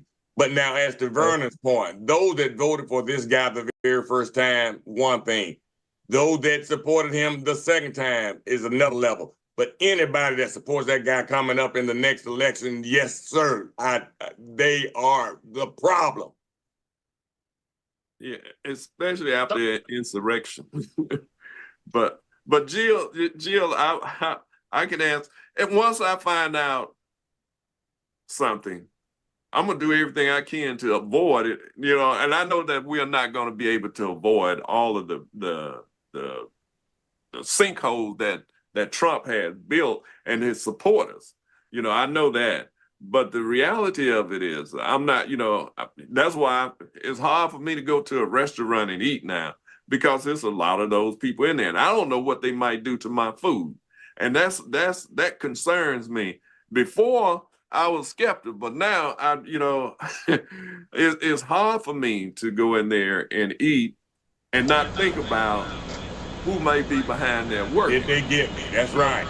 And I don't want to be like, in the help when she has the house with that pie. Can I interrupt this for important messages, y'all? Look at here. I just got a message. Okay, the thing is real swift. Okay, I just got a message from Facebook. We are unable to publish your content here on. I'm gonna get put in Facebook jail because they don't like what we're saying. There it is, right here in my phone. Yeah. Okay, and so here's my question. So let's say there's somebody who, and I'm just going to use a woman's right, that really honestly believes that abortion is terrible. They can't see past their one issue voter. I cannot see past it. I think it's wrong, either whether it's religiously, the way I was brought up, have a terrible experience, whatever the case might be. Based on everything you guys just said, you have condemned that woman because she says, I'm voting for him because of my one issue, which we have a whole lot of one issue voters. I think the reason we're in Facebook jail is because we're making it everybody that's now I want you to go back to Hillary and Trump. The United States of America was absolutely completely split. Now I know you gave some reprieve to those back then, but I'm just saying it's still absolutely split. Whoever wins, I don't think it's going to be a landslide. It's going to be close. So you're in a United States of America where we're going to be split. I don't personally believe, and I can't sit here and agree with you, that everybody that is voting for Trump is a terrible, awful person. I think they don't get it. I think they're confused. I think they're wrong. And I would love to have a conversation with them, but I'm not condemning them. I just can't. Those that are at the bottom of the barrel that we know that are just there and they're really, they want to be Trump and they think that the whole world should just be run like him, I think that's different. But I think if we're talking about, hey, we want other people to come our way and to vote our way, they're not voting our way with us telling them that they're terrible, awful people. And you might not have said it, Bill, I know, but I'm telling you the response from somebody who's hearing this. And we got to be mindful that when we get in our passion, that those people that are like on the fence, we done knocked them over to the other side again. It's wrong to get them back up on the fence. I don't know. I don't say that everybody that's voting for Trump is a racist. You can't freaking say it. He's a racist. He's a racist. Who is saying these things? So I'm saying the perception. You have to understand that you just got in Facebook jail. So understand, obviously. I'm not in Facebook jail. You're not, but Vernon is. And he's in because of this conversation. That's all we're doing there. Look, man, we have to stop cowing. We are cowing. Anybody voting for that man in the upcoming election is a deplorable.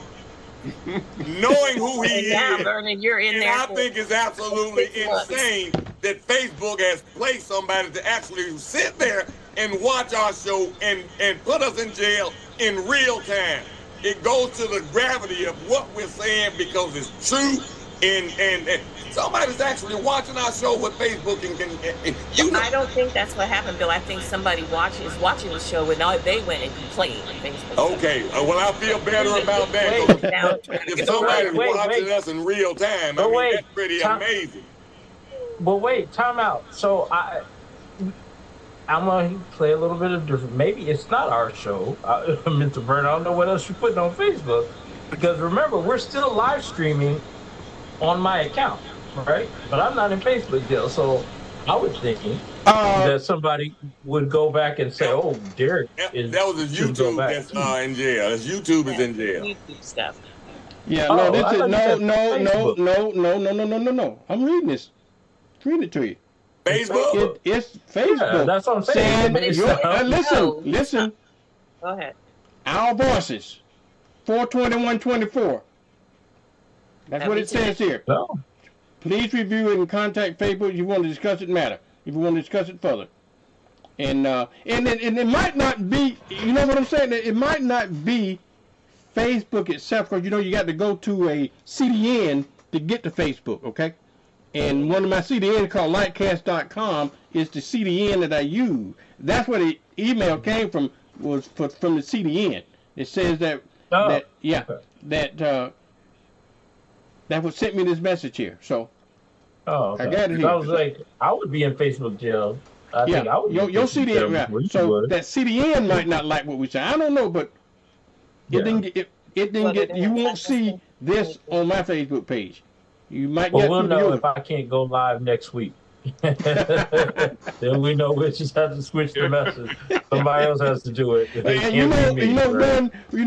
got put in YouTube jail for a couple of weeks on something we were discussing during COVID, which was legitimate stuff. We were never anti-vax. This stuff tonight is legitimate. Right. So that goes back to the heart of what we're saying. Is this country really a free country? Can you we really do have the First Amendment right?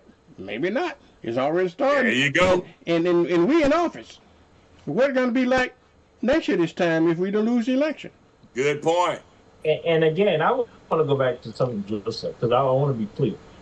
I am not condemning or saying that anybody who supported Trump is all the people who supported Trump are deplorable. What I am saying. But stop. But Bill did say that. And so whether they think that Derek Scott said it, or they think that Bill said it, or they think that Vernon, Jill sure as hell didn't say it, or Jerry said it. Because I got a God I report to, and that's not my place. I can't, Bill, I love you. However, I think that it is wrong for you to say that an entire group of people, that's how they do us. How dare us sit here and talk about all the things that they do wrong and why they put us in this box, and we just put them in a box? You put anybody that supports millions of people you just put in a box, and we want to win this race. If they're planning on supporting him in the upcoming election, on your door, Bill. If they're planning on supporting him in the upcoming election, I'm knocking on your door and know all of what he has and says and does. Knocking on your door. Just don't Bill say said he is standing on business. He said what he meant. He knew what he said. Yeah, well, we. I don't think we are saying we are. You know, well, we. It's like, well, maybe I don't know, but again. Well, Jill, you're right. I have to say that you're right. That we have to be careful in the language we use accordingly. But by the same token, I think that people should have learned from the first and second time that they voted for Trump.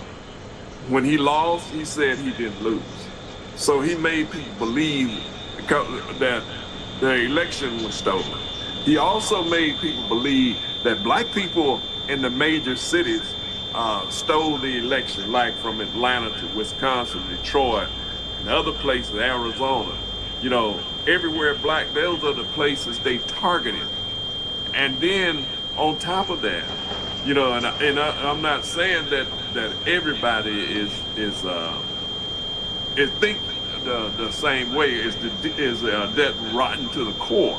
But I'm saying there's a big following is, and we can't deny it because they are there. And then you got to look at the very top, the people that supporting him with big money. They are rotten to the core as well. You know, not just, but they are using their money to help to dumb down the American people to the point that they don't even see anything that this guy is doing wrong. And that's gonna hurt the American people in the long run and the short run, because it's turning people against each other.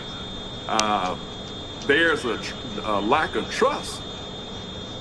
I know from me when I go, I'm talking about when I go to a restaurant. Now I know there are good people that are white who are doing great things in the country. You know, we are supporting Joe Biden. He's white. We're supporting many other white people. But there are others who are, as I say, an existential threat against us, who want us dead, who want us out of the country. And Derek talked about the wall they are talking about, building the border wall. Well, they don't talk about the people that come over here on jets every day, by the thousands, every day into this country, who are white from Europe and other places and overstay on their visa, and nobody say a word about it. But they only talk about the brown and people of this that's coming across the border, which they are coming back to their own country in the first place. And anybody that supports that are not nice. You on the hair heights? Go ahead. Okay, hold on a minute. Did Bill say they're not nice? Is that what you said? Is that what you said, Bill? They're not nice? Yes.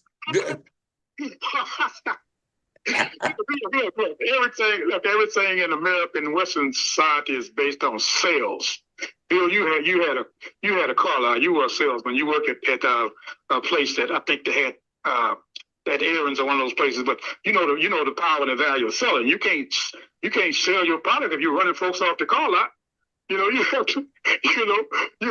It's all sales. It's all sales, and that's why they're using Trump. He thinks he's getting used too. And the people that Jerry described just now are using him because they know that we live in a society where the schools have failed. And I'll say this, that one thing that's bad, it's almost as bad or worse than being deplorable is being ignorant. And ignorant just means that you don't have knowledge, you lack knowledge. So I think trying to get people out of the darkness of ignorance, is going to make a big difference too. Just calling them names, I don't think it's really we're going to run the people off the car lot. You never will sell. They go down and buy a Ford. You trying to sell Cadillacs, So yeah. I mean, it sounds simplistic to some people, but we live in a society where people don't even know what the Easter egg got to do with rabbit with the bunny rabbit. And why do you ask the question? I like They won't even ask the question. They go about the eggs, and that's just one example. That's a small example, of what we're dealing with here. We're dealing with the mind, with dark minds, people that's just ignorant. One lady says, I said, well, why do you think Trump won? She said, I just feel like he won. That's what we're dealing with. We're dealing with people who like, the lights is on, but there's nobody home. So it's a matter of ignorance. We're dealing with ignorance, and so we just have to turn on the light. We don't even have to curse the darkness. Let's turn the light on. All right. Thank you, Brother Ice. Thank you, Brother Hodson. Jill, you was go with, and we go forward with the darkness of ignorance. Okay, that you can say, and we can still win. No, I think I'm not that gonna will say help that. us. They I'm not can gonna be say that. ignorant. I mean, like I said, I just think you guys, I can't even believe you repeated those words. You saw how much Hillary got in trouble for them darn words. I did it. Let's talk about something else. Jerry, back to Jerry. Let's change the subject. But no, we got a few minutes. I'm curious. I wanted to hear everybody's thoughts on the man who set himself fire on this weekend in front of the courthouse. What do you thought? was it about the genocide in Palestine? No, he set himself afire in front of the courthouse where Trump was having the trial. Did that have anything to do with it? I didn't follow that story closely. I don't know what was his reason, whether he was mentally ill or he protested the Trump trial or he was protesting Israel. What was the background on it? Anybody? I don't know that he was wholly stable to set yourself on fire, but that would be my thought. I don't think they would come out to a final cause, but I do want to. Do y'all know where he's from? They said he had Palestinian literature that he was throwing around before he set himself on fire, but the coincidence was right after the jury was seated and the alternates that he chose to do it. So I don't know. They're not directly correlating it to Trump's jury being seated, but he was from Florida. And he is a Florida man, yeah. And his family didn't even know he was there. So I believe Trump, that whole aura pulled him in, but it doesn't. The media doesn't say that it was directly related to the jury being seated. I don't know enough about it to respond to it because I didn't read about. I kind of skimmed it today. I saw it a little bit today, but I didn't read much about it at all. As a matter of fact, because I was looking at it was a reading about this 61-year-old lady and the 81-year-old guy. Oh my God! Yeah, she was. Oh my God! An Uber driver. And when I saw it, I think they were both right next to each other. I just read the one about the Uber driver, this 61-year-old black lady. who somebody paid for her to go and pick up a package from this house. This guy came out and said he had been being harassed by somebody who had been calling his house. And he came out with his gun and started shooting and chased her. And she was already had a limp. So she couldn't move that fast. And she's 61 years old. He ended up killing that woman because she came to his door to pick up a package that someone had paid her to go pick up. She was backing away from him and posed absolutely No threat. threat. And he shot her once in the leg. She fell to the ground, and he shot her 2 more times, wounding her, killing her. Yes. Absolutely appalling. 81 years old. Yeah, he's 81. I guess he figured, well, I'm not gonna live that long anyway. If I go to jail, so he wanted to. Yeah, he probably wanted to kill somebody black all his life. So See, you can say stuff that I can't. But I felt that way, Jerry. When I saw the report, I felt that way. Yeah, so This woman So posed ready. no threat physically to this man. yeah, as soon as I read it, that's what hit me. This dude probably wanted to kill somebody all his life. Well, probably has. But just Because if I come to your door and you think I'm harassing you, first thing I'm gonna do is call the police. I mean, that's what I would do. I would call the police. Then if the police don't do nothing, then, if that person, I think this person's some kind of threat to me, that'd be the first thing I do. But if the woman says, somebody sent me here to pick up a package. Yeah, hey, it was one of those issues of scamming. People scamming. People call you and say your grandson in jail, and we need you to get some money and stuff like that. And then she was just a pawn. They called Uber and said, you go to that house and you pick up the package there. And the man, he assumed, I'm assuming he assumed that she was a part of the thing. At least that's what he said. And but that does not give him the right to kill anybody. Was there a package to be picked up?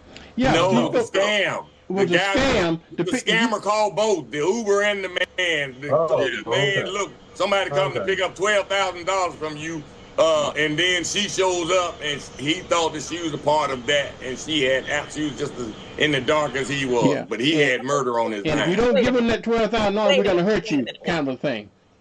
How much time do I have?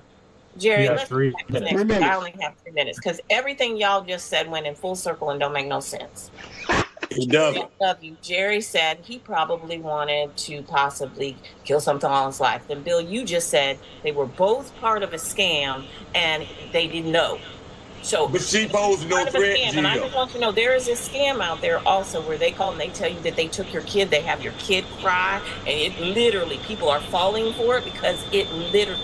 If you can't get your kids very fast, you think your kid is gone. They know information about them. They know middle names. It is scary. I'm not justifying this man shooting and killing anybody, but I think we do need to just be a little bit careful with our words tonight because we just said he was part of a scam. You don't know he could have never killed her. She posed no threat, but you can't then also say he always wanted to kill the next person.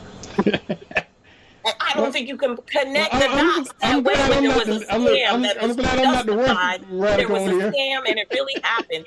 I don't think that I can put all of that together. I can tell you he was absolutely wrong. You don't have no right to kill anybody. I don't care if they're black, white, purple, pink. If they are not in harm's way of hurting you, and all they did was ring your doorbell, just like they did that young man when they shot him twice.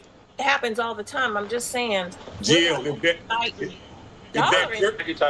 that courier was white, they would still be alive, Jill.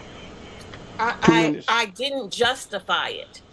What I didn't do is tell you why he did it. Just like we tried to tell the person that was on the White House steps that they set themselves on fire because of Trump, when you just said that the news outlet said they don't know. He obviously had mental. They were in New York. It wasn't on the White House steps. Wherever it was, don't try to clarify where it was. It's the story that matters. The fact that he set himself on fire and we tried to link it to Trump when we don't know. I didn't try to link it. I'm going to be Miss Carol for a minute. Facts is what we're talking. We didn't know. So we can say we think this, we think that. We got 1 minute, y'all. We got 1 minute. Thank you, Bill, for letting me. Bill, you're not always the culprit.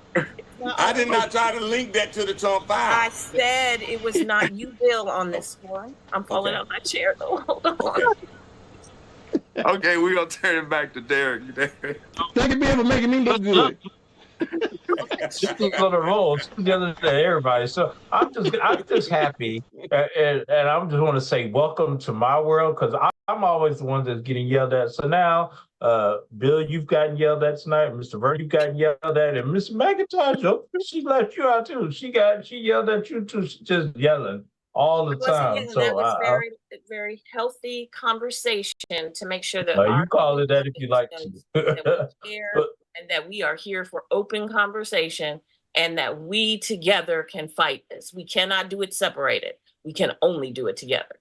Just when we disagree doesn't mean we're falling out and not. No, absolutely not on my part. I'm just passionate. I'm passionate about what I said, but I ain't gonna repeat it. Please don't. Bill, you can call her what you want, but she still yelled. And on behalf of the show and all of those who yell and those who don't, I certainly want to say we thank you for tuning in tonight. We hope you enjoyed this spirited conversation, and we will see you next week. Be safe. Have a great weekend. We will see you next time. Take care. Good night, everybody. Good night.